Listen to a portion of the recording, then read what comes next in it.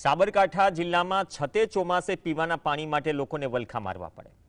વડાલી વિસ્તારમાં સિઝનનો 62 ઇંચ વરસાદ પડ્યો છે, પરંતુ સ્થાનિક મહિલાઓએ 10 થી વધુ દિવસથી પાણી ન મળતા નગરપાલિકાની ઓફિસ માથે લીધી, રસ્તા ચક્કાજામ કર્યો। અન્ય સ્થળોની જેમ અહીં પણ માટલા ફોડનો કાર્યક્રમ યોજી વિરોધ નોંધાવાયો। મહિલાઓ કચેરી પહોંચી તો તેમની સમસ્યા સાંભળવાના બદલે અધિકારીઓ અને સત્તાધીશો છૂમંતર થઈ ગયા। સાથે જ કચેરીનો મુખ્ય ગેટ બંધ કરી પોલીસે મહિલાઓ સહિત સ્થાનિકોને વિરોધ કરતા અટકાવ્યા। જો ભર ચોમાસે આ સ્થિતિ છે અને નગરપાલિકા 10-10 દિવસ સુધી પાણી આપવામાં નિષ્ફળ જાય તો વિચારો ઉનાળાની સિઝનમાં આ નગરપાલિકા શું કરશે। સ્થાનિકો કહી રહ્યા છે કે પાણીના આયોજનમાં નગરપાલિકાનું તંત્ર અને અધિકારીઓ ન પાણી આપશે।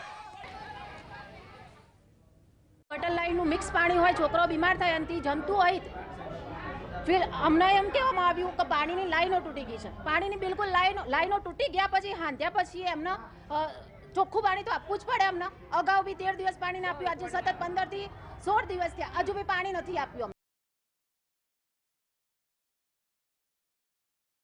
ચોમાસાના દિવસ ચોમાસું આવ્યું પણ અમારા વડાલીની અંદર 15 દિવસથી આજે પાણી હપ્પું શું આવતું નથી।